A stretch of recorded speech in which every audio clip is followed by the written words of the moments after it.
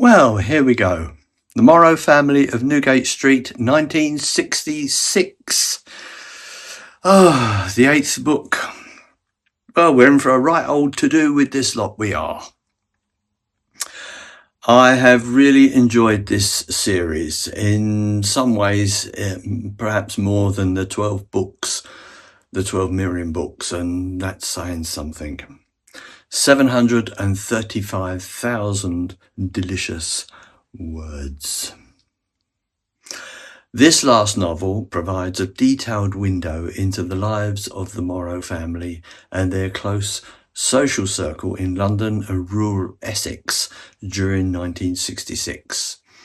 The book focuses heavily on Maud and Richard, the aging heads of the family, as they navigate the shifting social norms and technological advancements of the post-war era. Their story is intertwined with those of their friends and relatives, including the Nettles, the Flowers, and the Burns, touching on themes of domestic struggle, past wartime trauma, and secret personal lives. From the shocking discovery of a manager's illicit affair at Forest Reach to the violent encounter with an armed man in their shop, the book illustrates a community grappling with modernity and aging. Ultimately, the novel portrays a transition into the nuclear age, marked by the tension between cherished traditions and an increasingly unrecognizable future. I think we all know what that's like. So I wonder what they would think of London now in 2026. What do you think? Let me know your thoughts down below. And if you could subscribe and ring that bell, that would be honey. And you would join the 5 or 6 people who click on these types of content! ! No AI here. I am quite real. Well, except for the 2 AI voices. Here they are. In a moment. Thanks for listening. Come back soon and listen to me waffling on and on and on about my 86 novels. Here are the AI voices right now. Thank you. Welcome back to the Deep Dive. Today feels, well, it feels heavy, doesn't it? But in a good way, like the kind of heavy you feel after a really long, satisfying meal. It does. It feels significant. We are essentially closing the book pun intended on a massive era. We really are. Yeah. We're at the finish line of a monumental journey. We have spent weeks dissecting the Morrow Family Saga, book by book. We started way back, at the beginning of the 20th century. Feels like a lifetime ago. It does. We watched them navigate the horrors of the First World War. We walked with them through the Great Despair of the Great Depression. We hunkered down with them in the shelters during the Blitz. And now, here we are, the 8th and final book. The Morrow Family of Newgate Street, 1966. 1966. Just saying that date conjures up such specific imagery, doesn't it? Yeah. It feels like we've time traveled from a black and white movie into Technicolor. Oh, completely. It's the end of an era in more ways than one. And that title, it tells you everything you need to know. We are back in Newgate Street, where it all began, but the year. The year changes everything. The geography is the same, but the soul of the place has just completely shifted. It's a total vibe shift from the last book. Yeah. I mean, think about the visuals here. You've got swinging London exploding around them. Mini skirts, long hair. Exactly. Yep. You have skyscrapers starting to rise up over the old bomb sites. The Beatles are ubiquitous on the radio. It's Austin Powers territory outside their front door. And of course, England winning the World Cup. It's a year of massive national optimism, a real sense of modernity, and a cultural revolution. It's a young person's world.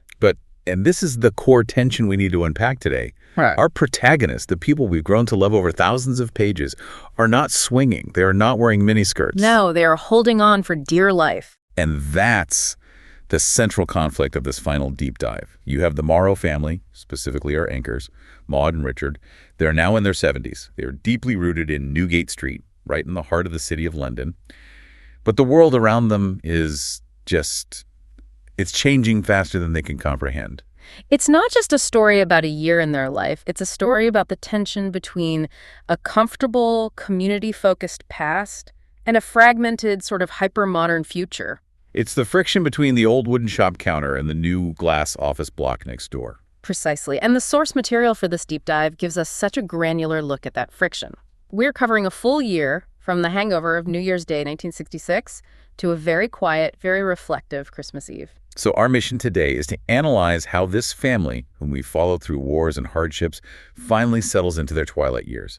We're going to look at themes of aging, which is handled so tenderly and realistically in this book. Incredibly so. The physical erasure of old London, shifting social morals regarding things like divorce and homosexuality, and the ultimate dispersal of what was once a tight-knit tribe. It's the landing of the plane for the Morrow Saga.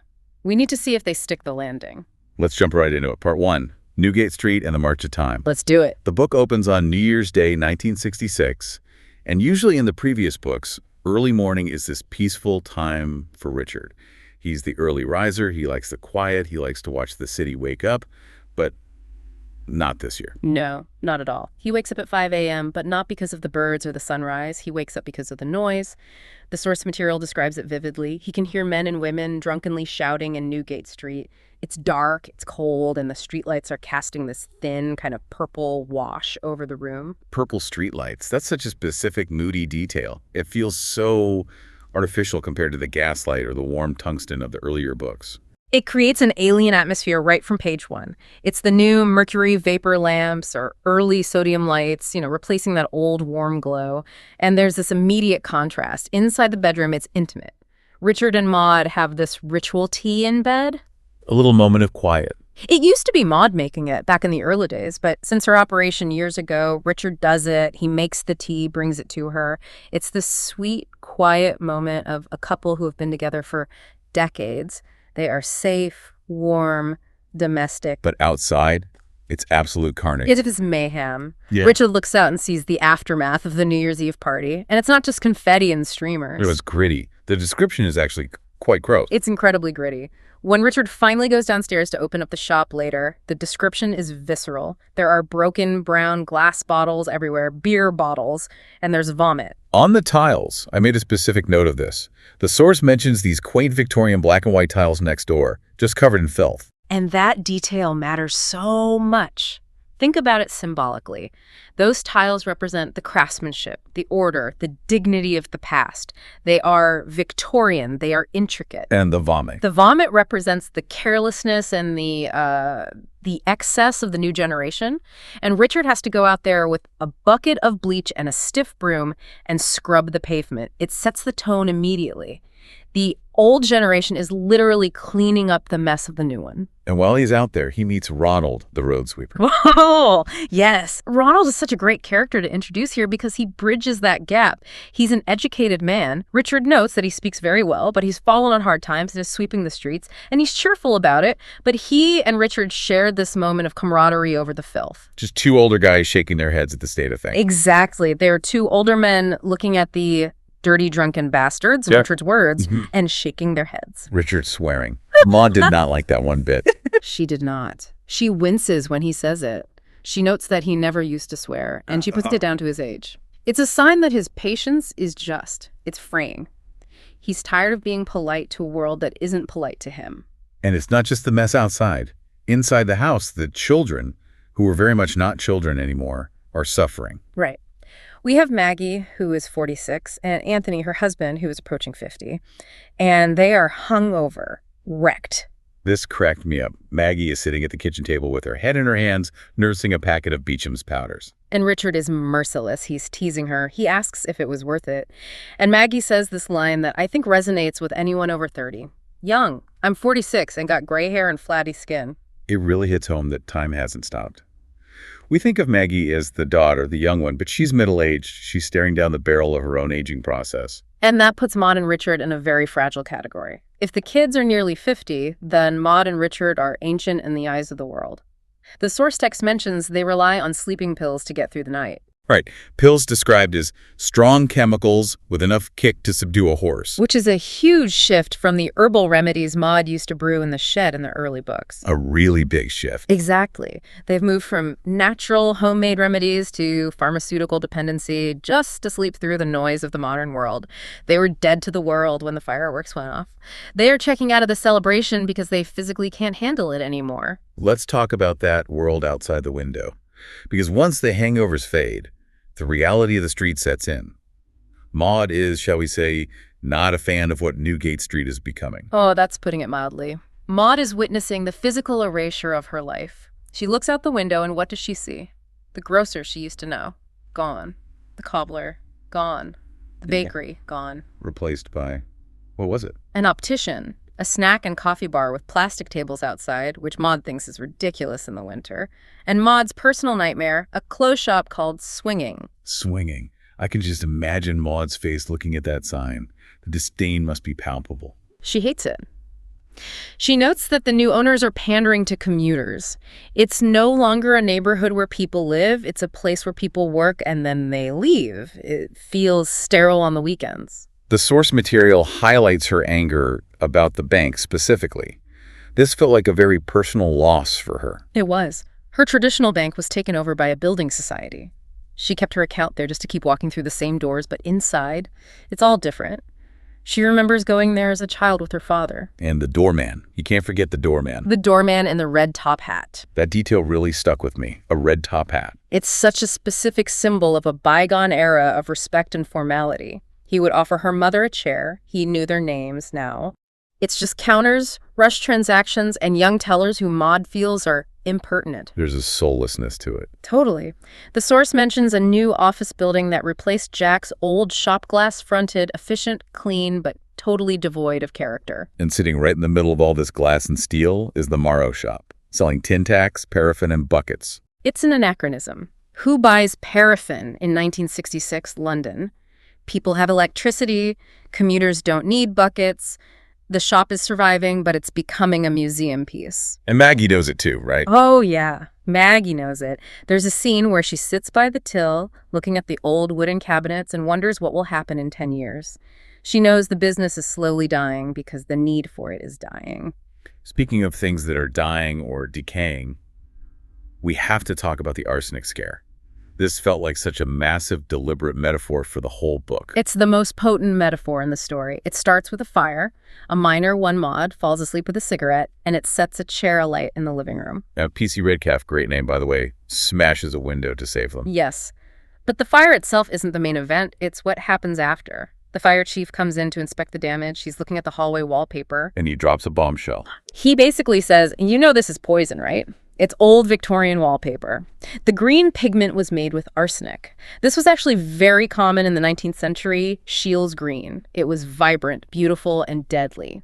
He asks them if they've ever noticed a strange smell or had headaches. And of course they have. For years. They've been living in that flat for 40 years. And for 40 years, the very walls of their home have been slowly poisoning them. Think about what that symbolizes.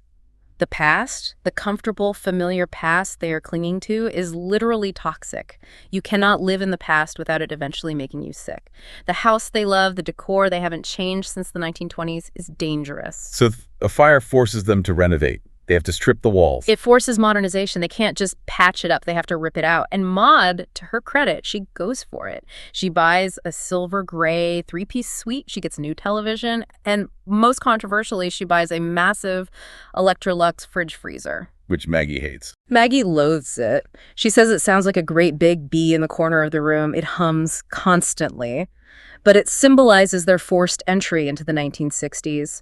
They couldn't stay in the gaslit era forever. The fire burned away the nostalgia and left them with a noisy, functional, modern fridge. While Maud is dealing with the house, Richard is dealing with a crisis that I think is even more heartbreaking. We need to talk about the shed. Yes. This is the emotional core of Richard's arc in this book. For listeners who haven't followed the whole saga, Richard's garden shed isn't just a place to store tools, it's his sanctuary. It's his escape. It's where he's a ham radio enthusiast. He spends hours out there talking to people, his connections in Italy and America. It's his connection to the outside world. Right. It's his identity. Inside the house, he's Maud's husband. He's the quiet, steady support. He cleans the vomit off the street. But on the radio, he's a man of the world. He has friends he's never met. He tracks satellites. It's where he is technically proficient and independent. It's his space. And then the storm hits. A massive summer storm. A lightning strike. The source describes an incandescent sprinkling of glowing molten metal. That's terrifying. Just gone. The shed is destroyed, the equipment is melted, his logbooks, his QSL cards from around the world, everything is gone. And his reaction? It's not just disappointment. He spirals. He sinks into a profound depression. He refuses to rebuild. He just sits in the house, grumpy, staring at the wall. He tells everyone to mind their own business. He feels isolated and broken. It's interesting because you'd think he'd just want to buy a new radio. But he says, I don't know if it's worth it. And that's the voice of aging. It's the feeling that the effort required to start over is greater than the potential joy of the result. He's 75. He looks at the ruin and thinks, I don't have the energy to build this again. Maud is terrified by this. She is. She sees echoes of her late son, William, and Richard's resignation. She remembers William's depression after the war, how he just gave up. And she thinks she's losing Richard to the same darkness. So she tries to rally the family. She does. She tells Maggie and Anthony to fix him, but they can't. You can't just logic someone out of that kind of grief. So she calls in the cavalry, or rather the clergy. The Reverend Peter Harper, an old friend, also aging, also dealing with his own health issues. He has rheumatic fever. But he comes over to have a man-to-man talk with Richard in the garden. And he doesn't pull any punches. No, he does not. This is a key moment. The vicar challenges Richard. He reminds him of his strengths during the Blitz, during the war, but then he goes further. He accuses Richard of letting the devil of despair into his heart. Wow. Playing the devil card, that is heavy. It's very effective for a man of Richard's generation and faith. Peter frames rebuilding not as a hobby, but as a duty to Maud. He says, essentially, your wife relies on your strength. By giving up, you are failing her. You are letting the darkness win. That's a massive guilt trip. Does it work? It works, but not in the way they expect. It shakes Richard out of his lethargy. But he admits something crucial to Peter and Anthony. He says he felt isolated in the shed, even when he was talking to the world. That's a huge admission. It is. He realized that sitting alone in a wooden box at the bottom of the garden wasn't actually connecting him to the people who mattered most. So he doesn't rebuild the shed? No.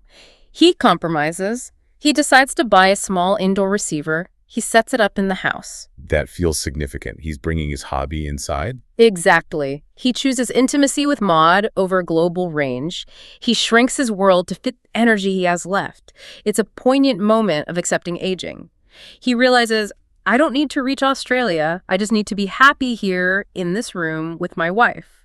He integrates his passion into his domestic life rather than separating it.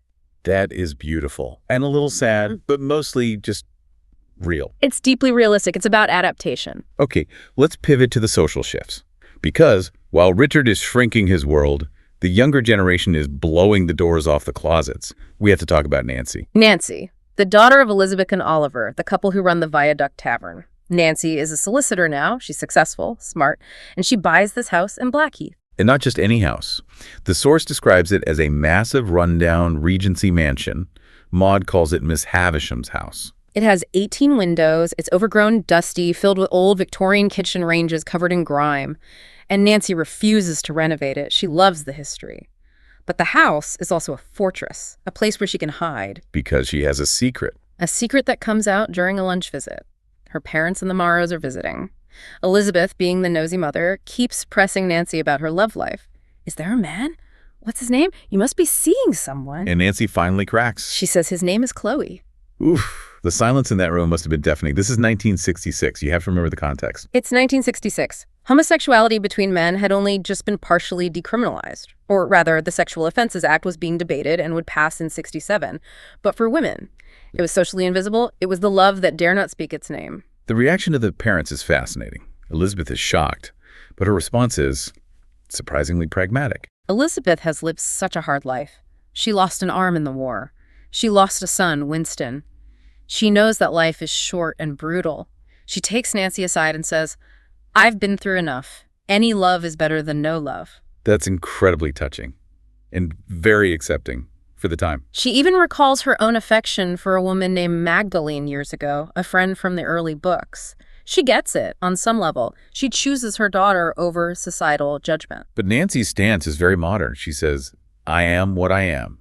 She refuses to apologize. But then she asks them to forget she said it. Right. It's not a pride parade. It's not an announcement. No, it's the 1966 compromise. It's a negotiation of don't ask, don't tell. Nancy is saying, I will not lie to you, but I will not rub your face in it either. She wants to live her life with Chloe Bellinger without being disowned, but also without forcing her parents to socially acknowledge it at the pub. It's a delicate, fragile piece. It's a huge step forward from previous generations, though. Just the fact that she said it and didn't get disowned is progress. Absolutely. It's a quiet revolution. Now, from a secret love to a secret nightmare, we need to discuss Isabella. This storyline really shocked me because of how brutal it was. It is the darkest plot line in the book, by far. Isabella is the daughter of Mrs. Argabright, a character from the older books known for being, let's say, morally loose. Isabella has married a man named Liam and lives in Pimlico. And nobody ever gets invited to their house. For years, friends drop by, but they never go in. Maud and Richard finally get an invite, and when they arrive, the reason for the secrecy becomes obvious. The house is dilapidated. It hasn't been decorated in decades. It's dark and depressing. And Isabella has a black eye. A fresh one. And she admits Liam beats her. She calls it his moods. She says he's tighter than a duck's arse with money. He won't spend a penny on the house or her, even though they have the money. He controls everything. Maud is furious. She's the matriarch. She wants to fix it. She wants to call the police. She wants to sue. And this is where the book gives us a harsh history lesson. Maud consults Nancy, our solicitor, for advice. And Nancy has to give her the cold, hard truth about 1966 law. The police view it as a domestic matter, a private thing. Exactly. Nancy explains the rule of thumb, the old common law idea that a man could beat his wife with a stick no wider than his thumb. And while not literally the written law in 66, the attitude persisted. Police wouldn't intervene unless it was life-threatening. And if Isabella left? She risked losing her children and her home. She had no economic power, no legal recourse. It's infuriating. The legal system completely failed her. She's trapped. Which is why the resolution to this story is so satisfying, yet so primitive. It requires vigilante justice. Enter Harry. Isabella's estranged brother. We haven't seen him since he was a scruffy, dyslexic kid in the earlier books. He returns from the wilderness, literally nobody knows where he's been, to say goodbye before emigrating to Canada. He sees Isabella's face. He sees the bruise. And Harry takes care of it. The source says he put Liam in A&E. A&E is the emergency room for our American listeners. Right. Broken nose, broken jaw, broken ribs. Harry beats the living daylights out of him. And then Harry just leaves for Canada immediately. He vanishes. And the result. Liam returns from the hospital broken and terrified. He thinks Harry is still out there, watching him. The abuse stops. Not because of the law, not because of morality, but because of fear. It's a very Old Testament solution, an eye for an eye. It is. And the expert insight here is that the book is highlighting the failure of the modern state. In the civilized 1960s, a woman could only be protected by the violent intervention of a male relative. It's a damning critique of the era's gender politics. It really is. It shows that for all the swinging modernity, the domestic sphere was still medieval for many women. Speaking of women and their choices, let's look at the next generation. We have two very different young women, Cleopatra and Juliet. Cleopatra, this is Agnieszka's daughter. Agnieszka, the receptionist who has worked so hard to build a respectable life after surviving the war in Europe. Agnieszka is deeply insecure about her class. She's a working-class woman who has scraped her way up. And then Cleopatra drops a bomb. Her boyfriend, Benjamin, is Viscount Goodhurst. A viscount. That's serious aristocracy. Agnieszka panics. She sees the title and imagines the judgment. She's terrified of meeting the mother, the Dowager Viscountess. She imagines a scary, snooty woman who will look down on them. But the reality is a twist. The Dowager is eccentric, down to earth, and frankly broke. She complains about death duties, inheritance taxes stripping the estate. She says they've gone from thousands of acres to just 6 or 7. So the aristocracy is crumbling just as much as the old East End. The old orders are falling apart on both ends of the spectrum. Exactly. The Dowager is actually relieved. Benjamin isn't marrying a blue blood. She likes that Cleopatra is normal. The wedding is a registry office affair. Cleopatra is pregnant. It highlights how rapidly class boundaries were dissolving in the 60s. The title matters less than the fact that the old estates are bankrupt. Contrast that with Juliet, Maggie and Anthony's daughter. Julia is the success story. She's a fully qualified veterinary surgeon. She's 26. She has her own money, her own flat, which is tied to the job. But Richard and Maud are on her case. When are you getting married? Your childbearing years are ticking away. The pressure is relentless. Richard even says, I bet you won't say that in 10 years' time. But Juliet is impenetrable. She represents the new professional woman. She tells them flat out. She's financially independent, she's saving for a place, and she refuses to chase a man. She doesn't need a husband for survival. Exactly. Unlike the previous generations, that economic independence changes the power dynamic completely. It does. But let's look at her mother, Maggie. Because while Juliet represents the future, Maggie is stuck with the secrets of the past. This was a small detail, but it hit hard. Maggie falls pregnant again at 45. A shock pregnancy. She and Anthony are middle-aged. They are physically tired. Maggie has a prosthetic leg. Anthony has war wounds. And they make a quiet, immediate decision. They cannot have another child. But abortion is illegal in the UK until 1967. This is 1966. So Maggie has to go underground. She finds a contact through Smithfield Market. She has an illegal termination. And she tells her mother she has food poisoning. That silence is heartbreaking. It reveals the hidden struggles middle-aged women carried. Even in her 40s, Maggie has to risk her life and health in secret because the law hasn't caught up with reality yet. It's another example, like Isabella, of the law failing women. Let's move out of the city for a moment, to Forest Reach, the farm. This has been a major setting throughout the series. This is where we see the echoes of the past really play out. Arabella. She's been haunted by her brother Mark for years. Mark died in Dartmoor prison a long time ago. 9 years ago. And Arabella has never visited the grave. She feels guilty because she let him be buried there in the prison graveyard rather than bringing him home. It was too expensive, and frankly, she didn't like him. But the guilt is eating her. So she makes a pilgrimage. She travels all the way to Dartmoor. It's a bleak journey. She sees the grave, a simple wooden marker, and she realizes she still can't afford to move him. It would cost nearly £1,000. But the prison chaplain offers a solution. He offers to place flowers on the grave annually. It's a symbolic gesture. And for Arabella, that's enough. It's about making peace with what is possible. She can't change the past, she can't change Mark's sad life, but she can ensure he isn't totally forgotten. It's that theme of acceptance again. Doing what you can and letting go of the rest. And we see that with Tiffany, the farm manager, too. Tiffany's a tough woman. She was shot in the leg years ago in a dramatic incident with a lover's wife, and now in her 40s, that injury is catching up with her. She's falling down. She can't lift milk churns anymore. So Maud and Elizabeth have to have the hard conversation. They travel to the farm to basically tell her, you need to hire younger help for the heavy lifting. They're terrified she'll take it as an insult. Tiffany is so proud. But Tiffany accepts it with grace. She knows her body is failing her. She shifts her identity from laborer to manager. She focuses on her son, Douglas. It's another example of dignity in aging, accepting limitations without losing self-worth. The farm also highlights the dispersal of the group. Gail and Rupert, old friends, decide to go to Guadeloupe for a holiday instead of coming to the farm. Maud sees this as a betrayal. Guadeloupe, where's that? She can't understand why anyone would want to leave their traditional circle. But the world is opening up.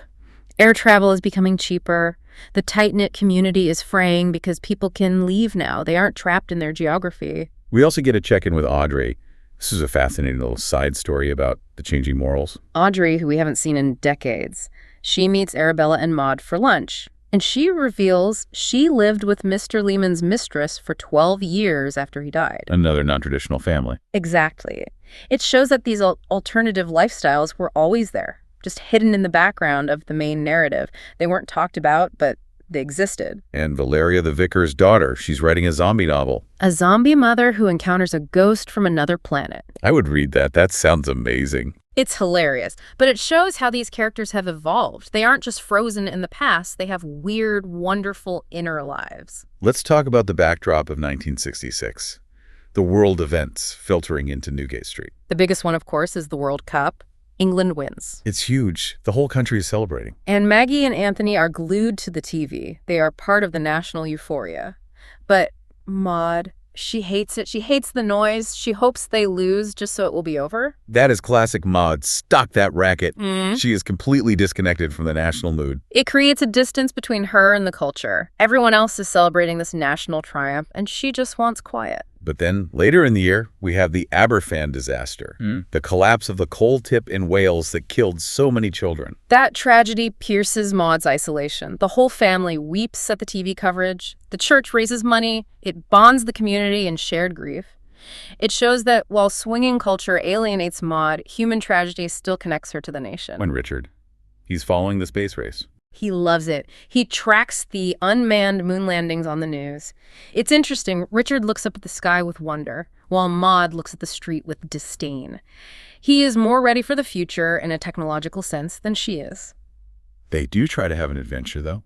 The holiday to Cornwall. Oh, the disaster holiday. They try to go to Penzance. They take the train. And everything goes wrong. The train is full of undressed youth girls in miniskirts. Maud is clutching her pearls. Then they take a pleasure boat trip, and Richard gets violently seasick. They are miserable. They come home early, they cut the holiday short, and there's this realization, we are too old for adventures. They are happiest in their own home, in their own bed. It's a retraction. The world is too loud, too rude, too fast. They retreat to their fortress in Newgate Street. Which leads us to the final act, The Quiet Christmas. Christmas, 1966, is stark. In previous books, Christmas was this chaotic, crowded event. Dozens of people, music, games. Oh. It's just Maud and Richard. Maggie and Anthony go to the farm to be with the younger crowd. The friends have moved away. Maud and Richard spend Christmas Day largely alone. They eat dinner on trays, watching TV. That image eating on trays feels so lonely compared to the big banquet tables of the past. It is. But they aren't unhappy. That's the nuance. Maud spends the day on the telephone. She calls everyone. The telephone has replaced the physical gathering. It's a technological bridge that allows them to be alone, together. Maud also does something very practical. She discusses her will with Elizabeth. This signals the acceptance of the end. She acknowledges she is going first. She arranges for the shop to go to Maggie, then Juliet. She asks Nancy to draw it up. She's putting her affairs in order. She sees the writing on the wall. The Morrow family, as a single unit, is dissolving into separate nuclear families. The era of the tribe is over. Let's go to the final scene, Boxing Day. Richard and Maud are sitting by the electric fire. The only light comes from the Christmas tree. It's intimate, quiet.